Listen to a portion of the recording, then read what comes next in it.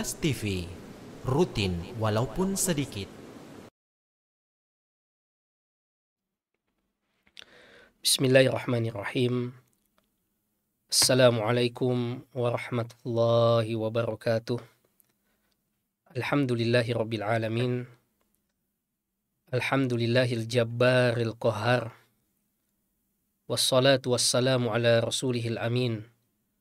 Wa ala alihi wa sahbihi wa man tabi'ahum bi ihsanin ila yaumiddin. Allahumma aftah lana qulubana wa alhimna rushdana wahdina siratakal mustaqim. Inna nas'aluka ilman nafi'an wa imanan thabitan wa yakinan rasikhan wa qalban khashi'an wa lisanan dhakiran wa rizqan halalan tayyiban wa amalan salihan mutaqabbala. Pemirsa Ruas TV yang dimuliakan Allah Subhanahu wa Ta'ala, kembali senantiasa kita memuji dan bersyukur kepada Allah Subhanahu wa Ta'ala atas karunia umur yang masih Allah berikan kepada kita semua, juga kesehatan yang masih Allah karuniakan untuk kita semua, juga nikmat taufik untuk senantiasa mempelajari agama yang mulia ini, senantiasa tertanam dalam sanubari kita dengan kemudahan yang Allah berikan kepada kita lewat saluran yang kita cintai ini, Ruas TV. Pemirsa sekalian, a'azzakumullah, kita baru saja berpisah dengan bulan Ramadan. Tentu kebaikan-kebaikan, amalan-amalan yang telah kita lestarikan saat berada di bulan Ramadan bisa tetap kita lanjutkan di bulan yang lainnya. Kalau di bulan Ramadan kemarin kita ada puasa wajib, maka di luar bulan Ramadan masih ada puasa-puasa sunnah. Kalau di bulan Ramadan kemarin kita ada sholat tarawih di setiap malamnya di awal waktu, maka di luar bulan Ramadan masih ada sholat-sholat malam, minimal dengan witir sebelum tidur. Kalau di bulan Ramadan kemarin kita punya bacaan Quran, target bacaan, maka Al-Quran yang kita baca di bulan Ramadan itu juga yang tetap kita baca di luar bulan Ramadan. Maka amalan-amalan tersebut seyogianya bisa tetap lestari, bisa tetap kita jaga mudawamah, keistiqomahan untuk senantiasa menetapi ibadah kepada Allah Subhanahu wa Ta'ala.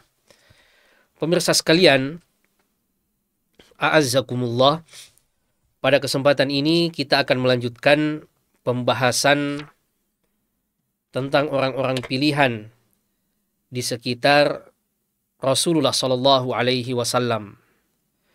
Mereka sahabat Rasulullah Sallallahu Alaihi Wasallam yang menepati janjinya kepada Allah Subhanahu Wa Taala. Mereka yang disebutkan oleh Rasulullah Sallallahu Alaihi Wasallam atau oleh Allah di dalam Al-Quran, minal mu'minina rijalun sadaqu ma ahadullah alaih. Di antara orang-orang beriman ada para rijal, para pahlawan, para kesatria yang jujur dengan janjinya kepada Allah Subhanahu wa Ta'ala. Faminhum man qadha nahbah. Di antara mereka ada yang telah berangkat duluan, wafat duluan. Wa minhum man yantazir. Dan di antara mereka masih ada yang menunggu kapan gilirannya. Wa ma baddalu tabdila. Namun tidak ada satupun yang mengubah janji mereka kepada Allah Subhanahu wa Ta'ala. Pemirsa sekalian, a'azzakumullah, pada kesempatan ini kita akan membahas sahabat yang istimewa, sahabat yang memiliki keutamaan khusus dengan perjalanan hidup yang penuh dengan perjuangan. Sahabat yang kita maksud adalah Salman Al-Farisi radhiyallahu taala anhu. Ia kadang dijuluki dengan Salman Al-Khair. Ya. Ia bahkan kadang juga dijuluki sebagai Salman bin Islam karena perjalanannya mencari hidayah, karena perjalanannya menemukan agama yang mulia ini. Beliau berkunia dengan Abu Abdillah, ya, yang asalnya berbeda dengan kebanyakan sahabat Rasulullah Sallallahu Alaihi Wasallam. Kalau kebanyakannya sahabat Rasulullah Sallallahu Alaihi Wasallam adalah orang-orang Arab, berbeda dengan Salman Al-Farisi. Beliau adalah orang non-Arab, berasal dari negara besar saat itu, bangsa yang besar, yaitu bangsa Persia, yang mana di masa Rasulullah Sallallahu Alaihi Wasallam ada dua imperium besar, ada dua kerajaan besar yang aktif dalam perebutan kekuasaan di dunia saat itu, antara Romawi yang beragama Nasrani atau Persia yang beragama Majusi atau Zoroaster. Salman ini jamaah sekalian berasal dari negara yang kita sebutkan tadi. Berasal dari Persia. Ya, kalau sekarang di sekitaran Iran dan sebagian wilayah Afghanistan. Salman memiliki kisah perjalanan yang istimewa untuk menemukan Islam. Beliau sendiri yang mengisahkan bagaimana perjalanan beliau menemukan agama yang mulia ini. Beliau bercerita, Salman Al-Farisi menceritakan kisahnya. Kuntu rajulan farisiyan min ahli Asbahan. Saya, kata Salman, adalah seorang yang lahir dari bangsa Persia, dari tempat yang bernama Asfahan. Min ahli qaryatin minha yuqalu laha Jayya. Di suatu tempat yang spesifik lagi yang bernama Jayya. Wa kana abi dihqana qaryati ay ra'isaha. Ayahku adalah pemimpin wilayah saat itu. Ya, jadi Salman ini lahir dari keluarga yang terpandang. Bapaknya merupakan salah seorang pemimpin di wilayah Asfahan saat itu. Wa kuntu ahabba khalqillahi ilaih. Bapakku itu, orang tuaku itu, ayahku itu sangat mencintaiku. Bahkan saya, dari sekian banyak makhluk Allah, kata Salman, sayalah orang yang paling dicintai oleh orang tuaku. Falam yazal bihi hubbuhu iyaya hatta habasani fi baitihi kama tuhbasu al-jariyah. Saking cintanya orang tuaku kepadaku, kata Salman, sampai saya itu dikurung di rumah seperti anak gadis. Sampai saya dipingit di rumah seperti perempuan.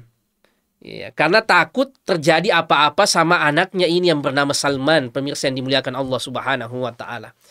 Ini saking overprotektifnya orang tuanya jamaah sekalian, saking cintanya sama anaknya, kata Salman, sampai saya itu dipingit di rumah. Dikurung di rumah, tidak boleh keluar bergaul seperti kebanyakan anak di masanya. Ya. Wastahatu fil majusiyah hatta kuntu qatanan nar. Ya, dan saya pun taat beragama Majusi saat itu sampai saya diamanahi untuk menjaga api. Jadi agama Majusi itu agama yang menyembah api, Zoroaster. Ya, di antara tugas utama penganutnya yaitu menjaga api itu untuk tetap menyala, tidak boleh padam.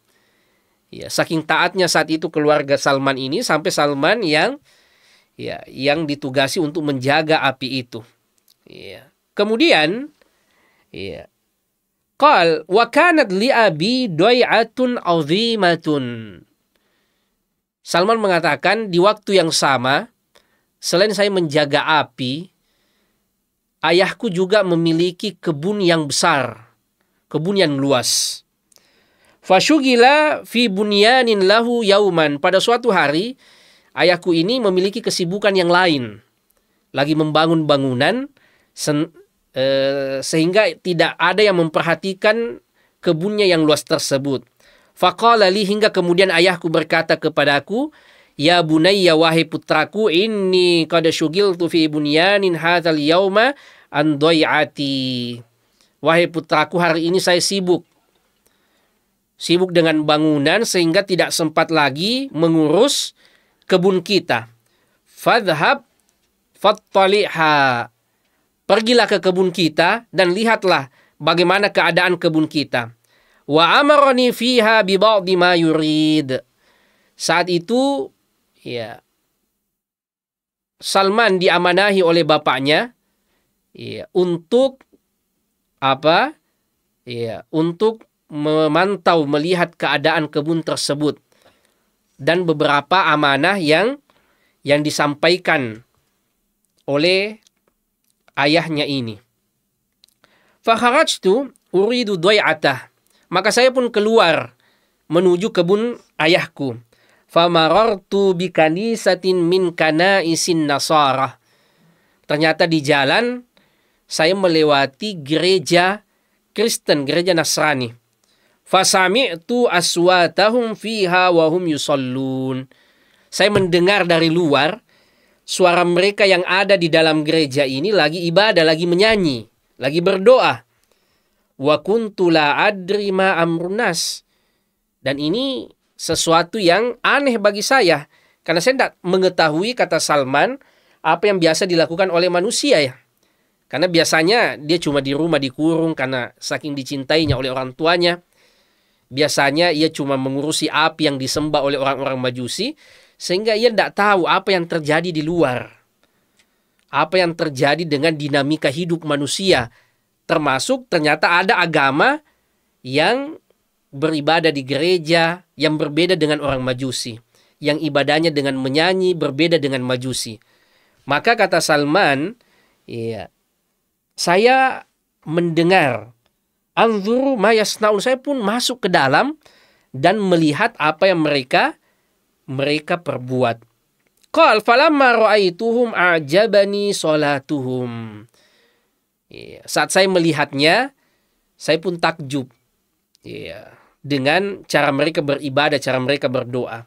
Wa ragibtu fi amrihim, maka saya pun tertarik ikut serta seperti mereka. Ikut serta menjadi orang Nasrani. Wa qultu hadza wallahi khairun minad din alladzi nahnu alaihi. Ya, maka saya pun mengatakan, ya, ini lebih bagus daripada agamaku yang sebelumnya. Agama Nasrani ini, kata Salman saat itu, ini lebih bagus daripada agama Majusi. Ya, karena selama ini ia tidak tahu kalau ada agama lain. Ya, karena ia cuma biasa dikurung di rumah, cuma urusannya dengan api yang biasa disembah oleh orang Majusi. Dia tidak tahu kalau ada agama yang lain, yaitu agama Nasrani, yang beribadah di gereja, ya, berdoa dengan menyanyi dan seterusnya. Fa wallahi ma taraktuhum hatta gharabatis syams. Salman kemudian asik tinggal di gereja sampai kemudian ia tidak tinggalkan gereja hingga matahari terbenam. Padahal tadi amanah dari orang tuanya adalah untuk melihat dan menjaga kebunnya. Tapi ternyata justru di jalan ia ketemu dengan gereja dan bahkan tertarik untuk menganut ajaran tersebut. Wa taraktu dhai'ata abi walam atiha, dan saya pun tidak mendatangi kebun ayahku, kata Salman. Faqultu lahum aina aslu hadzal din. Maka Salman pun bertanya kepada orang-orang Nasrani, dari mana asalnya agama ini? Ya, karena tentu saja agama ini bukan agama yang mayoritas dan bukan berasal dari Persia. Karena orang Persia beragama Majusi seperti yang kita sebutkan. Maka orang-orang Nasrani mengatakan bisyam. Agama ini berasal dari Syam. Ya, berasal dari Suria. Qal thumma raja'tu ila abi. Saya pun pulang menemui ayahku, kata Salman. Wa qad ba'atha fi talabi wa syagaltuhu an amalihi kullihi. Dan orang tuaku pun sudah mencariku, bahkan mengutus orang untuk mencariku. Falamma ji'tuhu qala ya bunai aina kunt. Saat saya sudah tiba Di hadapannya ayahku kemudian bertanya, dari mana saja engkau, wahai anakku? Alam akun ahidtu ilaika ma ahidtu, bukankah saya sudah memberikan amanah, tugas kepadamu untuk pergi melihat kebun. Kemudian Salman mengatakan, ya abati, wahai ayahandaku, marartu binasin yusalluna fi kanisatin lahum fa'ajabani ma ra'aitu min dinihim. Wahai ayahku, tadi sebenarnya saya memang mau berangkat ke kebun, tapi di tengah jalan ternyata saya melihat gereja dan saya melihat orang-orang beribadah di dalamnya dan saya tertarik dengan agama mereka. Fa wallahi ma ziltu indahum hatta gharabatis syams. Saya sampai enak nyaman tinggal di sana sampai matahari terbenam. Lalu ayahnya mengatakan, ya bunayya laisa fi dzalika din khair. Wahai anakku, tidak ada baiknya agama itu. Tidak ada kebaikan pada agama Nasrani tersebut, karena bapaknya ini pemuka agama Majusi, jamaah sekalian. Dinuka wa dinu abaika khairun minhu. Agamamu dan agama ayahmu ini lebih baik daripada agama Nasrani tersebut. Kemudian Salman mengatakan, kalla, sekali-sekali tidak wahai ayahku, wallahi innahu la khairun min dinina. Sesungguhnya agama mereka itu lebih baik daripada agama kita ini. Agama Nasrani itu lebih baik daripada agama Majusi. Fakhafani faja'ala fi rijlayya qaidan thumma habasani fi baitihi. Karena khawatirnya ayahnya, jamaah sekalian, maka Salman ini kembali dikurung di rumah, dirantai, diikat untuk tidak keluar rumah supaya tidak semakin jauh mempelajari agama Nasrani. Kemudian Salman melanjutkan, wa ba'athtu ilan nasara faqultu lahum idza qadima alaikum rakbum minasyam ay tujar minan nasara fa akhbiruni bihim. Salman mengutus orang dari rumahnya bicara sama orang-orang Nasrani, orang-orang Kristen, nanti kalau ada pedagang yang datang dari Syam asal dari agama ini datang ke Persia berdagang, tolong kabarkan kepada saya. Kalau ada pedagang yang datang dari Syam ke Persia ini, tolong sampaikan ke saya. Faqadima alaihi rakbun minasyam, ternyata betul ada kafilah dagang yang datang dari Syam ke Persia, tujarun minan nasara, para pedagang-pedagang yang beragama Nasrani, tempat dari mana agama ini berasal yaitu Syam. Qal fa akhbiruni bihim, maka orang-orang Nasrani itu pun mengabarkan kepadaku bahwa telah tiba pedagang-pedagang yang datang dari Syam. Faqultu lahum idza qadaw hawaijahum wa aradu raja'a ila biladihim fa'adhinuni bihim. Tolong sampaikan, nanti kalau urusan dagangan mereka sudah selesai di Persia, mau balik ke Syam, sampaikan kepada aku, izinkan aku ikut serta bersama mereka pergi ke Syam. Qal falamma aradu raja'a ila biladihim akhbaruni bihim. Betul, saat pedagang ini sudah selesai berdagang di Persia, mau kembali ke Syam, mereka menyampaikan kepada Salman di rumahnya bahwa para pedagang Nasrani itu sudah mau kembali ke Syam. Fa'alqaitul hadida min rijlayya thumma kharajtu ma'ahum hatta qadimtu Syam. Maka Salman melepaskan ikatan yang ada di kakinya karena ia dikurung dan diikat oleh orang tuanya supaya tidak keluar rumah. Ia berusaha melepaskan ikatan itu dan kabur dari rumahnya. Ia kabur meninggalkan rumahnya, meninggalkan zona nyamannya, anak seorang pemimpin, anak orang kaya raya, anak pemuka agama. Tetapi ia merasa agamanya ini tidak benar. Agama Nasrani lebih baik daripada agama Majusi ini. Maka ia pun kabur dari rumahnya dan pergi bersama dengan orang-orang Syam tersebut, pedagang-pedagang Syam tersebut berangkat ke Syam. Falamma qadimtuha qultu man afdalu ahli hadzal din. Sampai di Syam, pertanyaan pertama Salman kepada orang-orang Syam, siapa pemuka agama yang paling utama di negeri ini? Siapa ulama besarnya di negeri ini, kata Salman. Maka orang-orang Nasrani mengatakan al-uskuf fil kanisah. Yang paling besar, yang paling diakui agamanya di negeri ini adalah uskup yang ada di gereja. Faji'tuhu, maka saya pun mendatangi sang uskup tersebut. Fakultu inni qad ragibtu fi hadzal din. Ya, Salman terus terang saja, ya langsung ia menemui uskup tersebut dan mengatakan, saya tertarik dengan agama ini. Wa ahbabtu an akuna ma'aka akhdimuka fi kanisatik. Bahkan saya siap menjadi pelayanmu, pembantumu di gereja ini.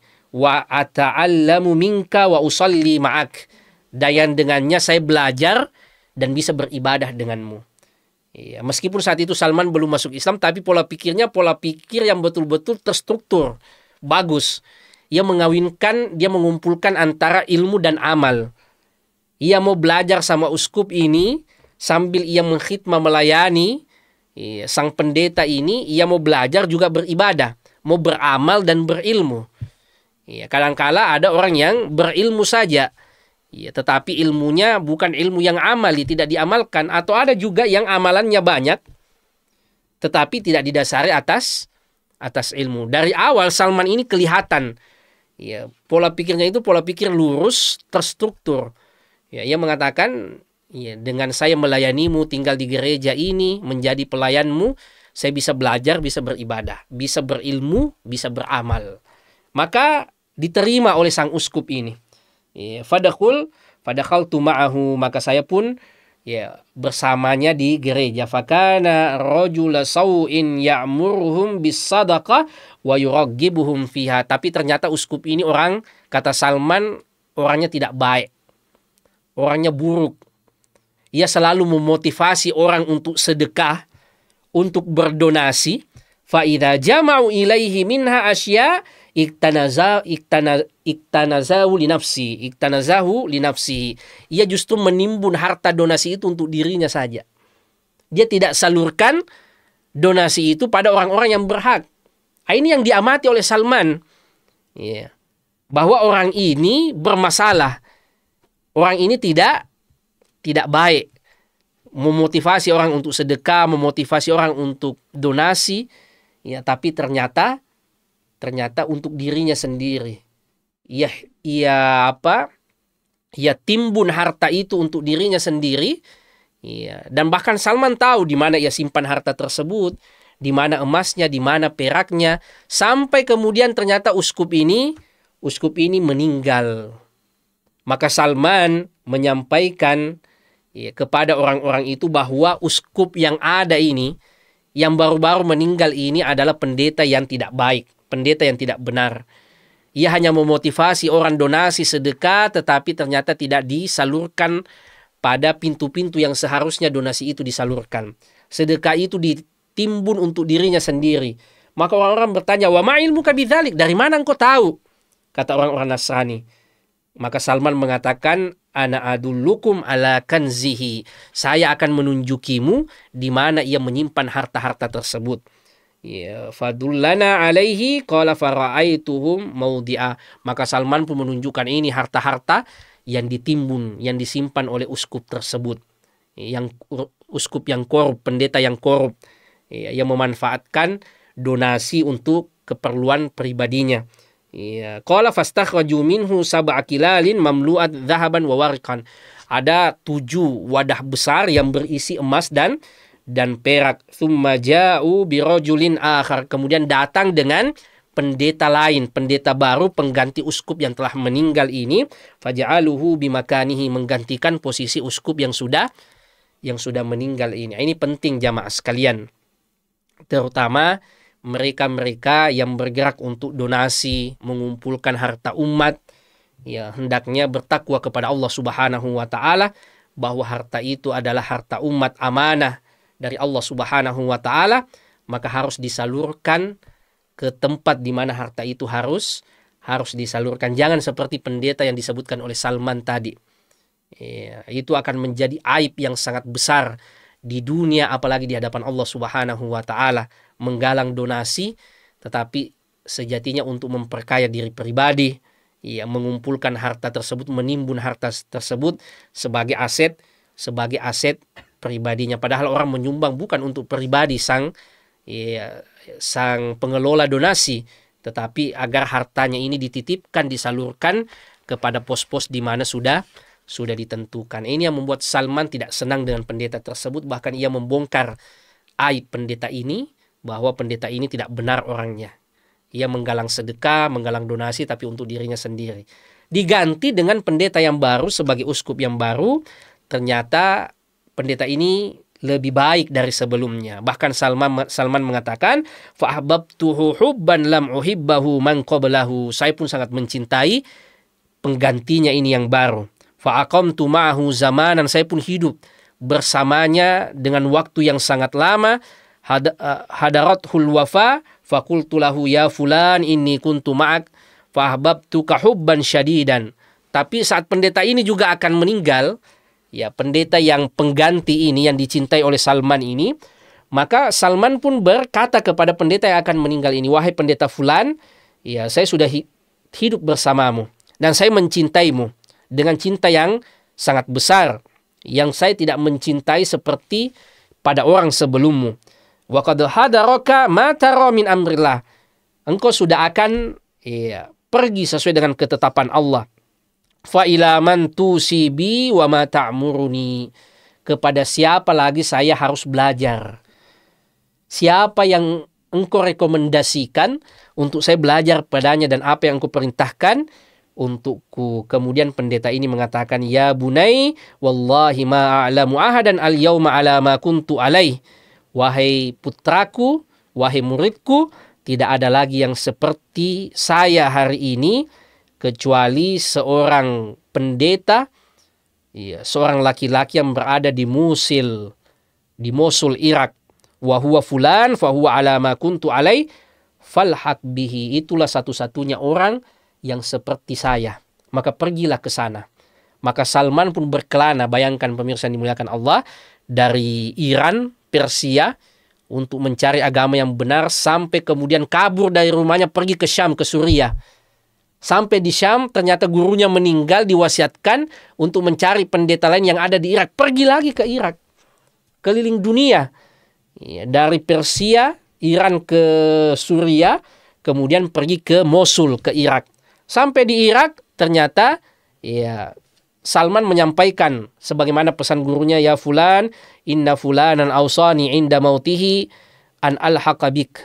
Wahai fulan, guru saya mewasiatkan kepadaku untuk belajar padamu sebelum ia meninggal.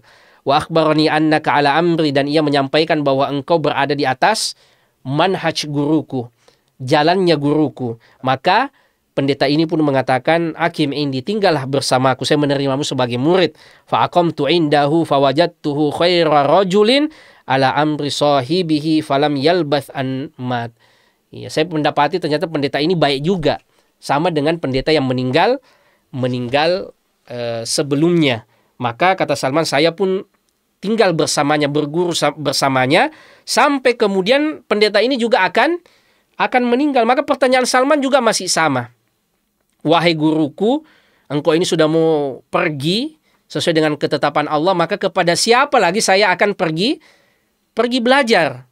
Maka orang ini mengatakan, "Tidak ada lagi yang seperti saya ini, seperti kita ini, kecuali seorang yang berada di Nisibin, yang berada di Afrika bagian utara."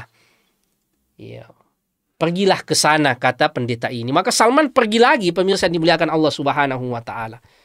Ia tinggalkan mana tadi, Irak, menuju ke Afrika bagian utara, Nisibin. Ketemu di sana, ia sampaikan bahwa sebelum wafat, guruku mewasiatkan kepadaku untuk belajar kepadamu, dan engkau masih berada di atas ajarannya. Maka diterima juga oleh pendeta yang ada di Afrika Utara ini.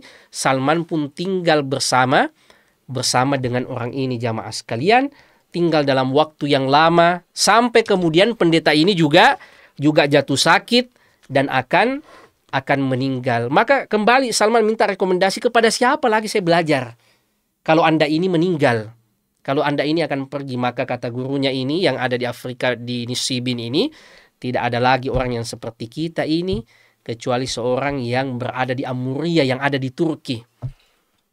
Maka Salman pergi lagi, pemirsa yang dimuliakan Allah Subhanahu wa taala, pergi ke Amuria, Anatolia yang ada di Turki. Salman tinggal di sana dalam waktu cukup lama, sampai Salman menjadi orang kaya raya. Sampai Salman memiliki ternak yang banyak, harta yang banyak, tinggal di Turki. hingga akhirnya gurunya ini yang ada di Amuria, pendeta yang ada di Amuria ini, orang Nasrani yang ada di Amuria ini juga jatuh sakit dan akan meninggal. Maka selalu pertanyaannya Salman, kepada siapa lagi saya belajar, kepada siapa lagi saya pergi. Maka pendeta yang ada di Amuria ini mengatakan, wahai muridku, ya tidak ada lagi yang seperti kita ini. Yang ada adalah ajaran kita ini sudah didistorsi, sudah diselewengkan oleh orang-orang. Tidak ada lagi yang seperti kita di atas permukaan bumi ini. Cuma walakinnahu qad adzallaka zamanu nabiyyin huwa mab'utsun bidini Ibrahim. Akan tetapi sekarang sudah tiba masanya hadirnya seorang nabi yang diutus sebagaimana ajaran Nabi Ibrahim. Iya, jadi kata gurunya Salman ini, tidak ada lagi orang Nasrani yang seperti kita. Iya, semuanya sudah diselewengkan, semuanya sudah menyeleweng. Tapi beruntungnya sekarang tiba masanya Nabi yang diutus seperti ajaran agama Nabi Ibrahim. Maka carilah ia, pergilah ke sana belajar sama Nabi ini, yang mana guru dari Salman yang ada di Amuria ini, pendeta yang ada di Amuria ini menyebutkan ciri-cirinya. Pertama, biardil Arab. Nabi ini ada di Arab. Ya, Salman ini kan sudah keliling dari Persia, Iran, kemudian ke Suria, ya, kemudian ke Mosul, ke Irak, kemudian ke Afrika Utara, kemudian ke Turki lagi untuk mencari kebenaran. Sampai di Turki, di Amuria ini, disinilah kemudian gurunya mengatakan, tidak ada lagi yang seperti kita, Nasrani yang seperti kita. Tapi beruntungnya engkau berada di mana masa Nabi itu diutus, Nabi yang membawa sesuai dengan ajaran Nabi Ibrahim. Pergilah ke sana dengan tanda-tanda Nabi itu berada di negeri Arab. Yang kedua, muhajiran ila ardin baina harrataini bainahuma nakhl. Nabi itu nanti akan berhijrah ke wilayah, ke tempat yang diapit oleh dua batu hitam. Ya, tanah tapi bukan tanah, batu-batu hitam. Ini Madinah Al-Nabawiyah, Madinah Al-Munawwarah. Berhijrah ke negeri yang banyak pohon kurmanya. Ini ciri yang kedua.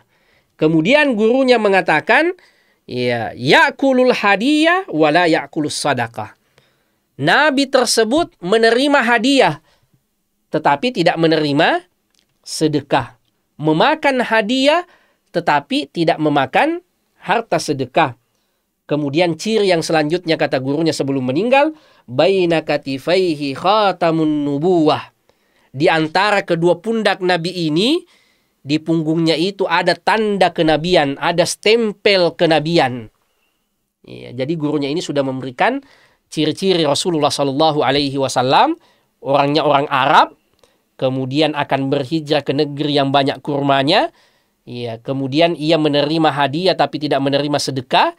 Dan ciri yang selanjutnya kata gurunya, di punggungnya itu di antara kedua bahunya ada stempel kenabian yang dalam kitab Syama'ilun Nabi Shallallahu Alaihi Wasallam disebutkan oleh Salman seperti besarnya telur merpati atau telur puyuh. Dengan bekal ini jamaah sekalian, maka rela Salman ini menjual seluruh asetnya untuk ia pakai pergi ke Arab, tinggalkan Turki untuk pergi ke Arab. Iya. Kemudian ia berkata kepada orang-orang kafilah dagang, ya, karena tentu saja dia tidak mungkin bersafar sendiri, ia harus ikut dengan kafilah dagang. Maka ia pun mengatakan kepada kafilah dagang tersebut, tahmiluni ila ardil Arab, tolong ikutkan saya ke negeri Arab. Wa utikum bakarati hadhihi wa ghanimati hadhi, maka saya akan berikan harta saya yang banyak ini, hewan ternak saya, harta saya akan serahkan. Yang penting engkau membawa saya ke negeri Arab mencari Nabi. Ya. Kemudian para pedagang ini, pemirsa yang dimuliakan Allah Subhanahu wa taala, mengatakan, "Na'am, oke. Engkau bisa ikut bersama dengan kami pergi ke Arab." Ternyata para pedagang ini orang-orang culas.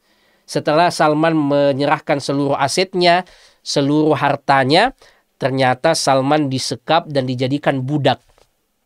Sampai di Arab ia dijual sebagai budak pada orang-orang Yahudi. Akhirnya Salman ini jamaah sekalian dibeli oleh oleh orang Yahudi sebagai budak. Ia kemudian melayani tuannya sampai kemudian datang orang Yahudi dari Madinah mengunjungi Yahudi Tuan Salman ini yang kebetulan memiliki kekerabatan. Maka Yahudi dari Madinah ini, dari Bani Quraidah, ini kemudian tertarik dengan Salman, maka ia pun membelinya dari tuannya yang Yahudi juga. Salman kemudian dibawa ke Madinah sebagai budak orang-orang Yahudi. Saat sampai di Madinah, Salman bahagia, Salman senang dengan tempat Madinah ini yang ciri-cirinya disebutkan oleh gurunya dahulu ada di Madinah, yaitu baina haratain, di antara dua tanah yang penuh dengan batu-batu hitam dan negeri yang banyak pohon kurmanya. Kata Salman, jangan-jangan inilah negeri yang disebutkan oleh guruku dulu di Amuriyah. Sisa nabinya ini siapa? Sampai kemudian Salman di sana sebagai budak di Madinah, orang-orang Yahudi, tuannya ini lagi mendiskusikan sesama orang Yahudi tentang Rasulullah Shallallahu Alaihi Wasallam yang tiba di Kuba, berhijrah dari Mekah ke Madinah, yang saat itu transit di Kuba. Maka orang-orang Yahudi ini berdiskusi, bahwa orang-orang itu pada ramai ke Kuba melihat nabi yang baru tiba atau orang yang mengaku sebagai nabi itu. Maka Salman tambah penasaran, pemirsa yang dimuliakan Allah Subhanahu wa taala. Maka Salman bertanya sama tuannya, siapa itu yang mengaku sebagai nabi? Maka ia dipukul sama tuannya, bilang, kerja saja yang baik, itu bukan urusanmu. Urus saja pekerjaanmu, itu bukan tema yang cocok untukmu. Maka Salman pun penasaran. Di malam harinya jamaah sekalian, saat tuannya istirahat, sore kemudian malam, ia kemudian pergi melihat Rasulullah Sallallahu Alaihi Wasallam. Ia ingat pesan gurunya bahwa tanda Nabi itu menerima sedekah, menerima hadiah dan tidak menerima sedekah. Maka ia membawa hadiah, ia membawa makanan, ia serahkan kepada Rasulullah dan mengatakan, ini sedekah untukmu. Maka Rasulullah Sallallahu Alaihi Wasallam pun menyerahkan pemberian itu kepada sahabat-sahabatnya untuk dimakan oleh semua sahabatnya. Adapun Rasulullah tidak memakannya, tidak mengonsumsinya, maka terpenuhilah syarat yang ketiga tadi. Kemudian Salman datang lagi keesokan harinya membawa makanan, tetapi dengan status sebagai hadiah. Maka Salman menyerahkan kepada Rasulullah, ini hadiah sebagai bentuk memuliakanmu. Maka Rasulullah menerima dan mengonsumsi hadiah tersebut. Maka terpenuhilah syarat yang keempat. Sisa satu syarat atau sisa satu tanda yang belum dilihat oleh Salman, yaitu tanda kenabian, stempel kenabian yang ada di punggung Rasulullah Sallallahu Alaihi Wasallam. Maka kembali lagi Salman di majelis Rasulullah Sallallahu Alaihi Wasallam. Ia toleh-toleh, ia jalan ke kiri dan ke kanan mencari yang mana tanda yang dimaksud oleh gurunya, karena saat itu Rasulullah Sallallahu Alaihi Wasallam memakai pakaian seperti pakaian ihram. Satu kainnya digunakan sebagai sarung, satu kainnya sebagai rida menutup tubuh bagian atas. Dan Rasulullah paham bahwa orang ini mau melihat tanda kenabian. Maka sengaja Rasulullah membuka ridanya, kain yang menutup tubuh beliau bagian atas, dan memperlihatkan tanda kenabian tersebut kepada Salman Al-Farisi. Maka saat itulah Salman Al-Farisi radhiyallahu ta'ala anhu kemudian bersyahadat di hadapan Rasulullah. Semua tanda-tanda yang disebutkan oleh gurunya di Amuriyah dahulu, semuanya ada pada diri Rasulullah Sallallahu Alaihi Wasallam. Maka saat itu Salman bersyahadat bahwa inilah orang yang dicari-cari, dan ia pun menjadi sahabat Rasulullah. Namun saat itu tersisa satu masalah. Statusnya masih seorang budak dari orang Yahudi Bani Quraidah. Maka Rasulullah bertanya kepadanya, atau Salman mukataba menulis komitmen kepadanya untuk memerdekakan dirinya, dan ternyata Yahudi ini mempersyaratkan harus membayar sekian dan harus menyiapkan menanam 300 pohon kurma. Maka Rasulullah menggalang kekuatan sahabat-sahabatnya untuk memenuhi tuntutan Yahudi itu demi memerdekakan Salman, dan akhirnya Salman merdeka dan menjadi sahabat Rasulullah Sallallahu Alaihi Wasallam yang perannya sangat besar dalam agama ini, terutama nanti melindungi kota Madinah saat terjadi perang Ahzab. 10.000 pasukan mengepung kota Madinah dari orang Yahudi, Bani Nadir, kemudian orang-orang Quraisy, ditambah dengan Ghatafan, Bani Murrah, dan semua aliansi yang tidak senang dengan Islam mengepung kota Madinah. Saat itulah Salman yang mengusulkan, ya Rasulullah kunna bi ardil Faris, idza husirna khandakna alaina. Ya Rasulullah, dahulu kami di Persia, kalau kami dikepung, maka kami menggali parit yang lebar dan dalam yang tidak bisa diloncati oleh kuda dan unta. Ya, lalu kemudian hasil galiannya dijadikan benteng. Inilah yang kemudian diterapkan oleh Rasulullah atas usulan Salman. Dan banyak sekali kisah perjalanan Salman di kota Madinah, bagaimana ia dipersaudarakan dengan Abu Darda, dan seterusnya pemirsa yang dimuliakan oleh Allah Subhanahu wa Ta'ala. Namun pelajaran yang kita petik dari perjalanan Salman, bagaimana mahalnya hidayah, bagaimana berharganya hidayah. Salman sampai harus keliling dunia, pemirsa yang dimuliakan Allah Subhanahu wa Ta'ala. Rela ia menghabiskan hartanya demi bisa mengikuti kebenaran.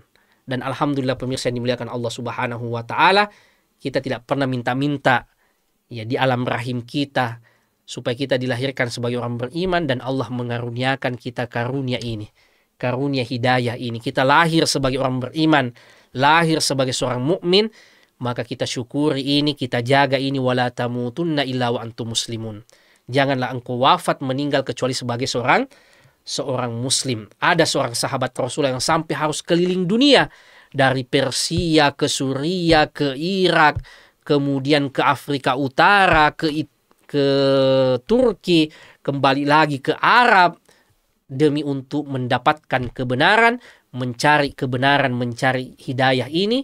Dan alhamdulillah Allah mengaruniakan nikmat hidayah itu kepada kita semua. Sisa bagaimana kita jaga hidayah ini, kita menjadi sebaik-baik hamba Allah Subhanahu wa Ta'ala dengan kewajiban-kewajiban yang kita jaga dan larangan-larangan dari Allah Subhanahu wa Ta'ala yang Allah larang kita selama kita berada di kehidupan dunia ini. Kita tetapi jalan hidayah ini hatta ya'tiyakal yakin, sampai kemudian kematian itu tiba masanya untuk mendatangi kita. Saya kira ini pemirsa yang dimuliakan Allah Subhanahu wa Ta'ala seputar perjalanan sahabat yang mulia Salman Al-Farisi, betapa hidayah itu harus diperjuangkan, betapa kesabaran itu dituntut untuk menetapi jalan keimanan ini. Wassallallahu ala nabiyyina Muhammad wa ala alihi wa sahbihi wa sallim, wa akhiru da'wana anil hamdulillahi rabbil alamin. Wassalamualaikum warahmatullahi wabarakatuh.